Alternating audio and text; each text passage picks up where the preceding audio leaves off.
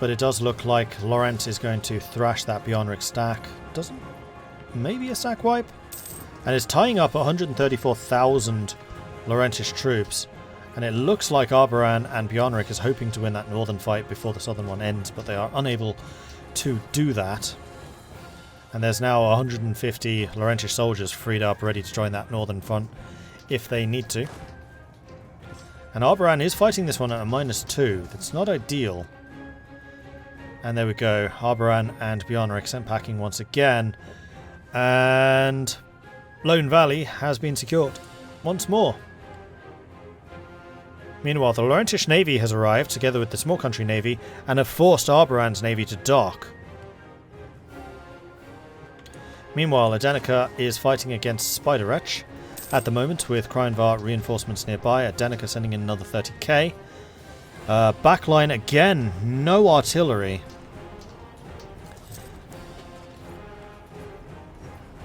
Where is Ancardia's army? Because they're just not getting the balance. They only have 5,000 artillery here. They still need that back line. Like, filling the back line with cavalry is pointless. They do nothing there.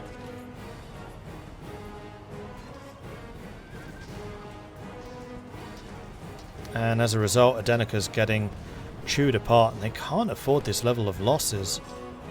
I mean, yeah, doing 4,000 for 400 is nice, but losing 2,000 for 100 is terrible. And that's because the artillery in the back line is not providing them the fire pips. And Kryenvar just has the troops to just keep on feeding in. Adenica doesn't. They cannot afford to make these kind of mistakes. And that was a terrible battle for Adenica. Absolutely awful. Where is Ancardia's army? Oh. Oh. 32 artillery, 255 men left.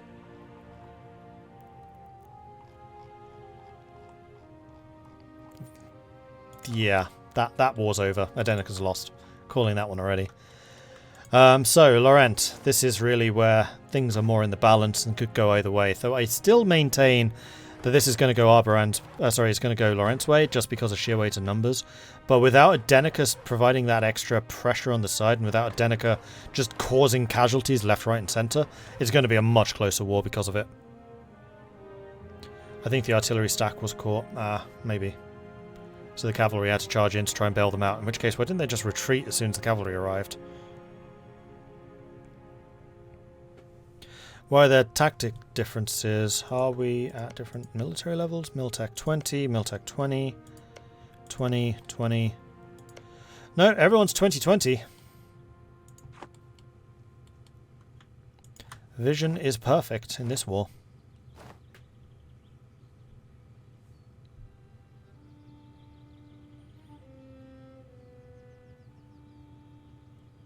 And yeah, discipline affects it. And Arboran, we have seen, actually has really good discipline. It's one of the highest in the world. Not as good as Phoenix Empire, but it's not bad.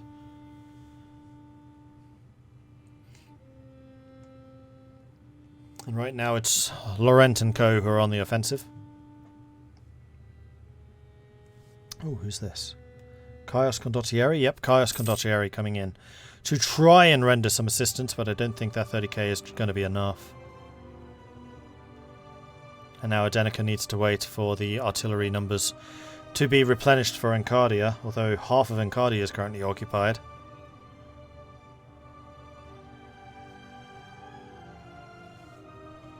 No, New World, quiet almost always. There really hasn't been a huge amount going on out there. Like that one war against Boiscarvo, and that's it.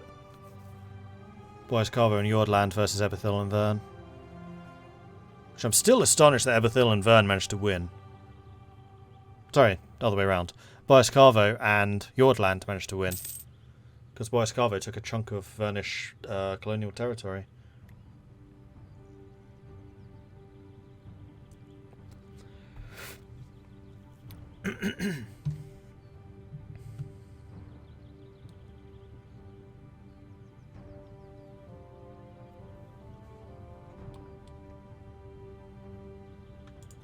And that was a stack wipe of Adenika's army.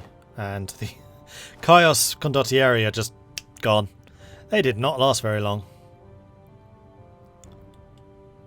And then we've got Dame's Crown sieging down the forts again, so yeah, this was a complete waste of time. There are too many forts in Arboran to have had any hope of this. They really had to be helping Marhold hold. And they just didn't. Marhold provides the extra territory to fight over, but Adenika just let Marhold die. Like, these two have been strongest when they've worked together. Together, they have a counterweight to Krynvar. Krynvar fighting them individually, though, then they'll just lose. Lost their chance during the Lakefed War. 100% they did. 100%. I said it at the time, that's probably their only opportunity this entire game that they have of striking back at Krynvar, and they did not do it.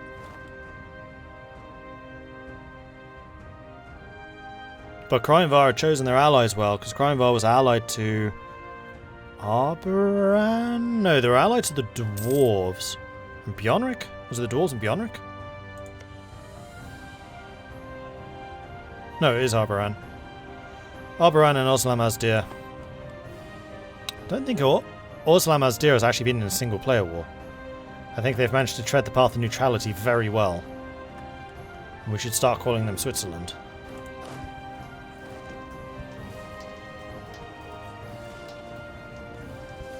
So 150,000 Lorentish versus 88,000 Arboran, and Bjornrik. Bjornrik trying to get that secondary attack going against Flood Hill, but that would have been in the marshes across a river, which would have been a -2.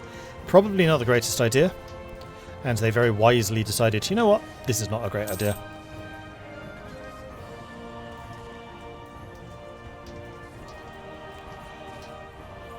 Actually, yeah, that's not true. Oslam Azdir were fighting against the goblins in a bit of a death war. Yeah, okay, fair enough. Early on, though, it's been about 5 sessions since Tanya's done any player conflict. I mean, admittedly, it took a long time to recover from that, because a lot of damage was done.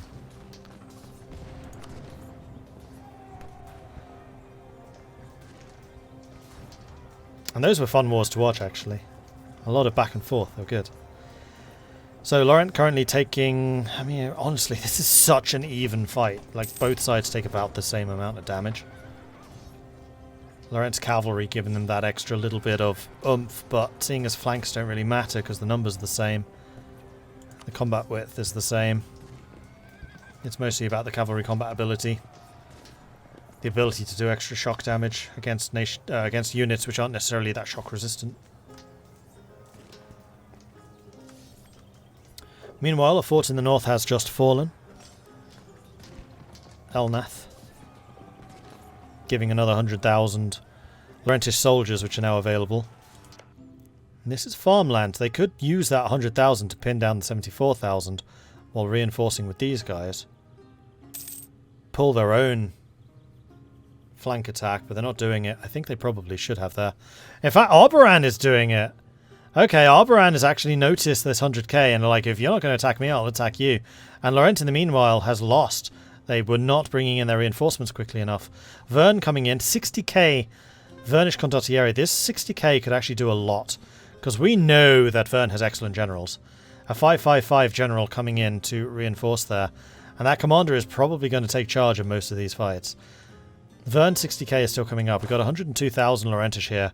They're not going to be able to be supported by anyone, though, so it's just going to be them versus whoever attacks.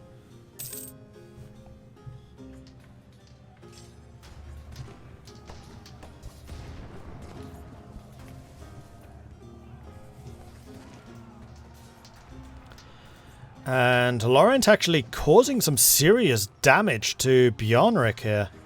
A little bit surprised by just how much they are doing. This is a properly established Lorent army with full artillery in the back line and everything, so it's fully self-contained, and I think that Vern may have just arrived. Yes, Vern has arrived. And Tegan Yor, I think, was Vern's general. We got some reinforcements coming in from Arboran, but they were too late and they got chewed apart. Flood Hill, meanwhile, has now fallen. Oh, Flood Hill's a hill, not marsh. Of course, hence it's called hill.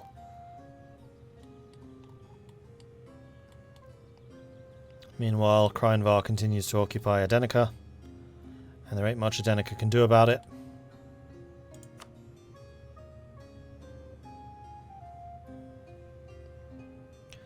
Meanwhile, this war is already 35% in Lorent's favour. And Lorent, meanwhile, pushes the attack into Vitesque, which is an urban area. 84,000 against 117, -1 because of the urban battle. 7.2 morale for Arboran versus 6.2 for Lorent. 114 discipline to 108. But again, this is Lorent's army with the full back line fully established. In fact, it's more than a back line. They have 58,000 artillery there, whereas they only require 32.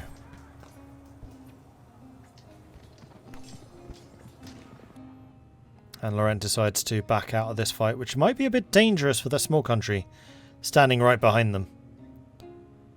Small country caught snoozing a little bit and not supporting Lorent's battle there, I think.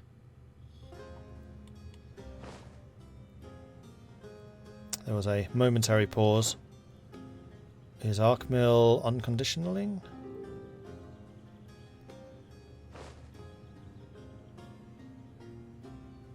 Is Helena unconditionaling? That'd be kind of amusing. Looks like Adenica might be unconditionaling to Kryenvar. And they'll probably lose these southern provinces. But then Adenica will still be in the fight against Arboran. That might actually be the best opportunity for them. Peace out against Kryenvar before Kryenvar does too much damage to you. And then turn around and beat the living snot out of Arboran and get your revenge and get some expansion going westwards. Hopefully towards the Dame's Crown, where your allies could then actually start shipping troops across to you. And there we go, that's exactly what they've done. So they just pieced out to Kryenvar. Kryenvar took, I think, 3 provinces. And now Arboran can be focused entirely... Sorry, Adenica can focus entirely on Arboran. And I think that's going to be really good for them, because Arboran is definitely losing this conflict right now. And now that the second front has opened up again, that's going to be very, very good for them. So what exactly did they lose? Ooh, actually quite a lot. 1, 2, 3, 4, 5, 6, 7, 8 provinces, including 2 forts. And the green tide continues its inexorable march towards Canor. And so far, nobody's been able to stop them. How much development? A lot. This is all farmland and flatland. Actually, a little surprised you were able to take that much. And I'm going to guess... yeah, quite a lot of AE. But players don't seem to believe in coalitions because they basically never declare them. Which is weird, because I would have expected they would.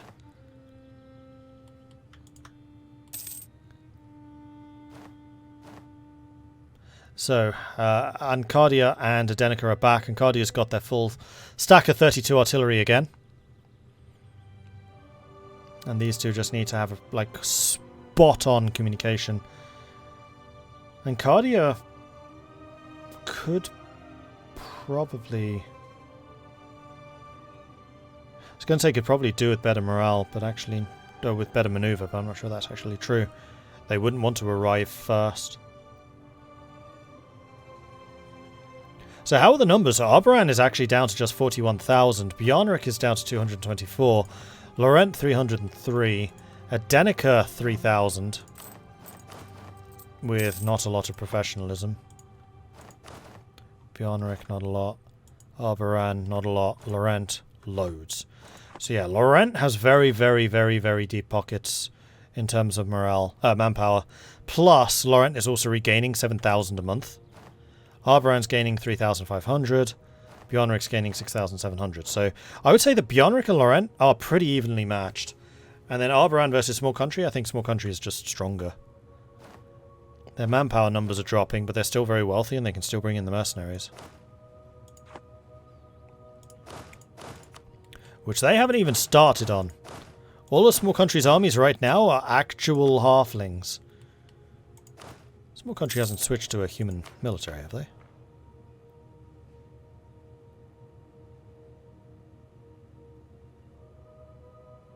Yes, they have. Interesting. Okay, so Small Country is bringing the fight themselves instead of relying on mercenaries. So they could actually be spending time drilling now between wars. with their plus 25% infantry combat ability. Small country traditions plus 15. It's pretty good. And they do have morale of armies plus 10, manpower recovery plus 10, infantry combat plus 15, national manpower plus 15, attrition of enemies, production efficiency and goods produced. They have offensive ideas, they have plutocratic ideas, which is even more morale. They are not a republic. And this is the small country that started out as BPEC. So they've purposefully switched to being a monarchy instead of the republic. A little bit surprised by that. Republics are really good at military because of the citizenry. Anyway, Lorent is fighting again against Bjarnrik. 108 discipline against 111. 6.2 morale versus 6.9. And Bjarnrik immediately backs off.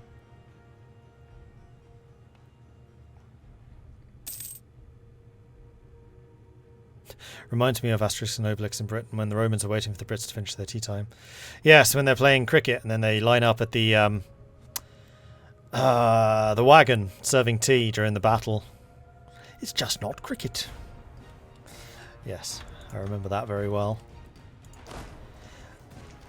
And then we have another fight in Vertesk. Lorent getting absolutely stormed. Lorent having no reinforcements nearby. This stack, if they want to get there in time, is going to have to start force marching. But it seems that Torsion just isn't using force march at all. And I think that he may regret not having done so, because this lot seems to be losing rapidly. Are they going to get there in time? Yes, they did! Okay, the 30k got there just in time. There's another 30k coming in. Small country now also paying attention. 120k here in the north. We have another 60,000. Bjarnrik arriving with just half morale, which are probably not going to do very much. Except that does seem to have been the artillery stack.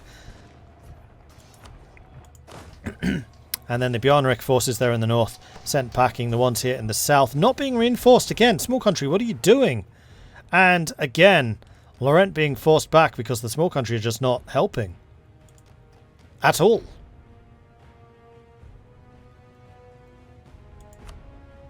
This attack by Arboran on small country is right now being fought by Lorent and Adenica. What was small country doing? That's 2 battles now. The small country have just not reinforced.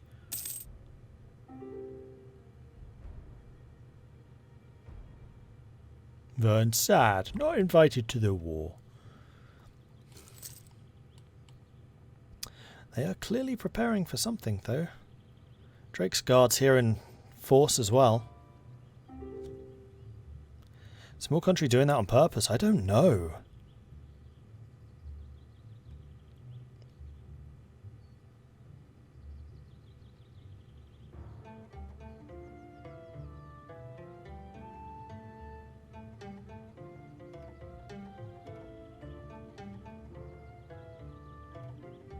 Oh, got another fight. This time 120 Lorent versus 46.3 thousand Arboran. But every time they're having to restart the siege counter because they keep on losing.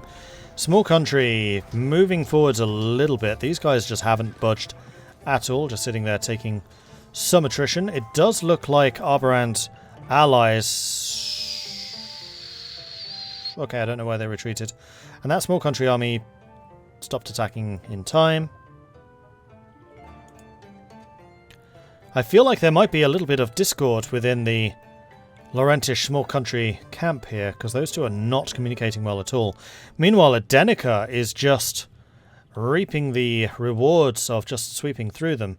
4 forts have fallen, including Arboran's capital of Freysester. And this is now a 50% loss for Arboran. Arboran at 14.1. War in exhaustion.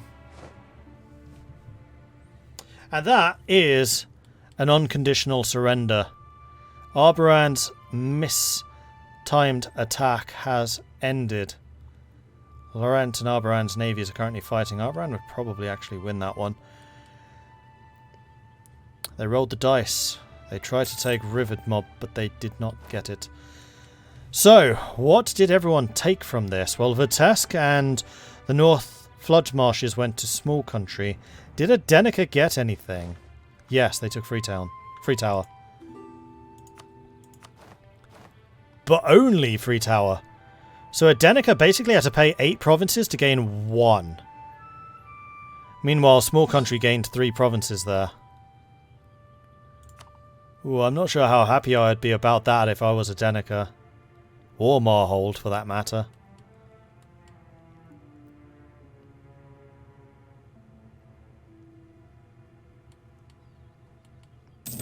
And at the end of it all, Arboran left without an army. Bjornrik still relatively strong. Lorent looking pretty healthy. Small country took a large amount of casualties there.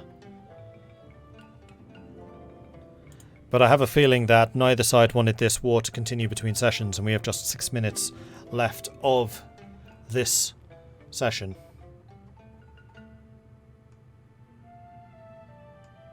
Was that return of cause to the small country instead of conquest? Might have been.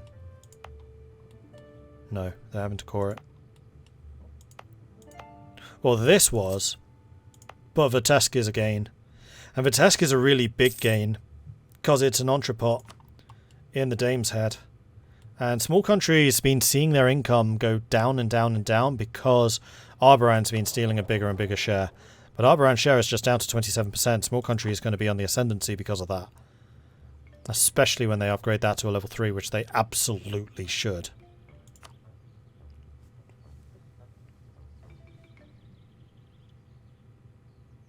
And small country, if I were them, I would stick a fort in Flood Hill. It's a hill, it's got a river crossing, it's a pretty good place to put one.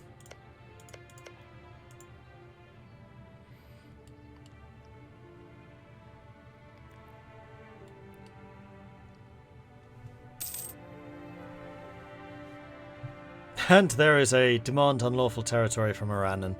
Of course, because the Emperor is not a player right now.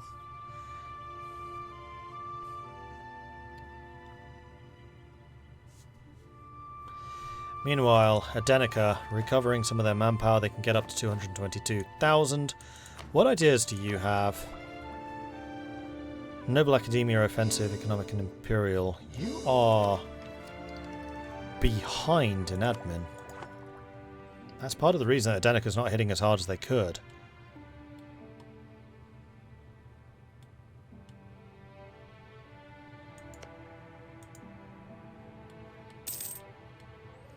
Small country lost 2 provinces to Arboran in the previous war. Yeah, I know. The strongest? What's the strongest give you? Lose 300 power.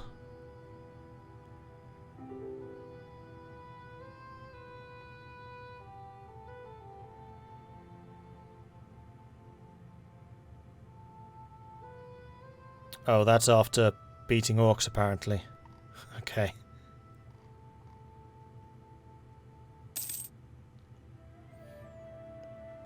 You need to have all of the chivalric virtues. You currently have... actually, quite a few of them. You're still lacking 300 development. You're currently at 245. That's got to be frustrating. And to continually lose territory to get further and further away from that.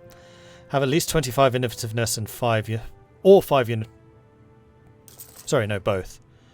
25 innovativeness and 5 universities. You currently have probably no innovativeness because you are behind in admin by 3, so you're going to be ticking a loss there. And then Justice have 2 allies that have less than 100 total development and greater than 80 trust. That's going to be virtually impossible to do. They needed to have done that much earlier. 2 allies, 2 subjects, or 1 ally. Oh, 1 ally, 1 subject. So it's a mix of any. I guess they could do that through subjects. Like, how big is Ancardia right now? Oh, 300, they're way too big. I mean, Anbennar could do that just by taking land and then splitting it out, I guess.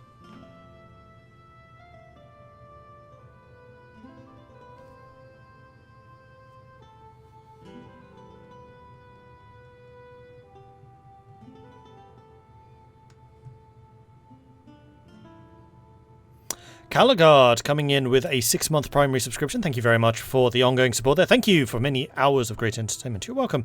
And then Black Cayman coming in with a 20-month Wow, messed that one up. Black Cayman coming in with a 20-month resubscription. Thank you very much for the ongoing support there as well. And then Dr. Bootsy, thank you very much for the follow. Welcome to the channel. Just swallowed my own tongue. That didn't quite go to plan.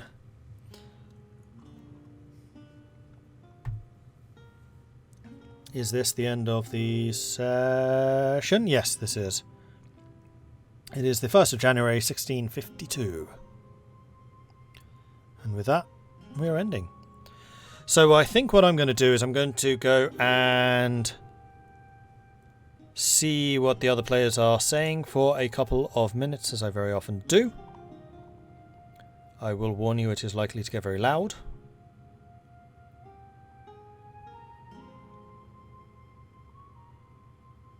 Because I've not had a chance to balance any of the voices. So, we'll spend a couple of minutes. Oh, everyone's moving somewhere else. Alright, everyone's moving around. They're not staying in a single channel.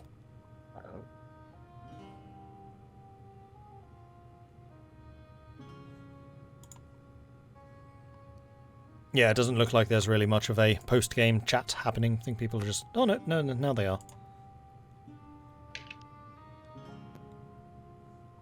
Hello. Hello, everyone. Hello. Hello. That was something. Yeah, that was Yeah. watch from the sidelines. Be like, Those like 3 or 4 ticks of doing 14k damage. Woo! Felt good. That took way too long. Greatest small country, the class victory. And That was, probably the closest war I've ever seen, which was Phoenix Empire versus Soldier Sat, where it came down to whether or not a fort rolled a 67% chance of capture or not. And Wilhelm came to the rescue. Did you see those? You helped the those insane aggressor. numbers? Dwen doesn't know the meaning of aggressor. Mordred, did You, see the- basically. Scum. I can't Very- hear whoever's asking me. What's that? No, I was wondering, Very did you see the battles between Adenica and the elves? The 14k damage in shock phases. Yep, I did. And then I also saw the Adenica artillery train just disintegrate, and then after that I was just like, yeah, your war's over. Yeah, that's the thing. Again, you know, with the Yeah. Encardia is my artillery basically because they are great with fire, and I'm very poor as Adenica with fire. Yep. But yeah, even with One engagement it went bad, and yeah, there it went really bad. even with coordinating like the maneuver pips on the generals, things went wonky. Once. But yeah. But in the end, we did. In the end, I had a lot of manpower, so it wasn't a problem that my cannons got destroyed. True, but it basically meant you had to abandon the front against the elves, and they just kept on coming. Just kept on coming. And then it's very unfortunate that, you know, it's fine that small country signed a white peace with the Wood Elves. So that sealed my fate. Well, they wouldn't have been able to get to you. Fails with white peace fairly easily. A small country has been known to take white pieces when the war wasn't over yet. It is sad, though, that Mordred had to abdicate. Oh, did he go? Yeah, he got greedy. And Greed I plus see no horde problem curse. with this. Well, if you want to get out of a horde curse, you have to get rid of a greedy ruler. I still don't see the downside here. So you like being deleted? Oh well.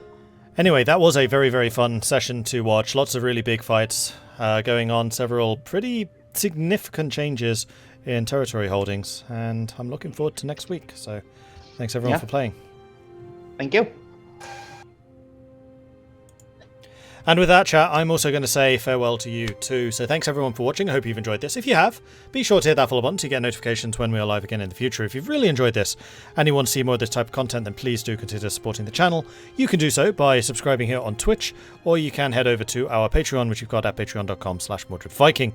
I do have a YouTube channel, which you can find at youtube.com/MordredViking, and also a Discord, which you can find at the Discord. Wait, did it Oh no, Denica's still Region Court. I was going to say, did Denica just go Coronite? No.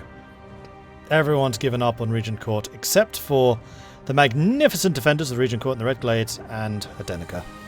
Anyway, we do have a Discord where multiplayer games like this are organised, so if you would like to join in one in the future, then you should definitely head on over to the Discord and just keep an eye on the various multiplayer channels, because I do know that there are a couple of games in the works at the moment and should be starting soon, TM. I will be back again in 1 hour, so at 10 PM this evening we're going to be playing some Hearts of Iron. My thinking for that is because the multiplayer Two Sicilies game is basically done, it's too buggy, I might continue that in single player, because I'm still really interested in the entire setup for that, and I think it could be a really good game, even if it's just all AI. So my plan right now is to continue as Two Sicilies, Mercenary Sicily, in the multiplayer save, but we'll just continue it single player. So that's going to be starting at 10 PM this evening. In the meantime, thanks everyone for watching. I hope you enjoyed this. We should go and see who else is streaming and maybe throw them a raid. Let's go and see who's live. And while I'm looking for the raid, in fact, I feel like I should probably play a certain something that is coming soon to Europa Universalis 4. So if you have not had a chance to check this out yet, you should do so, because it's cool. Let's just switch over to it now. Where is that thing? There it is. Peggy 12.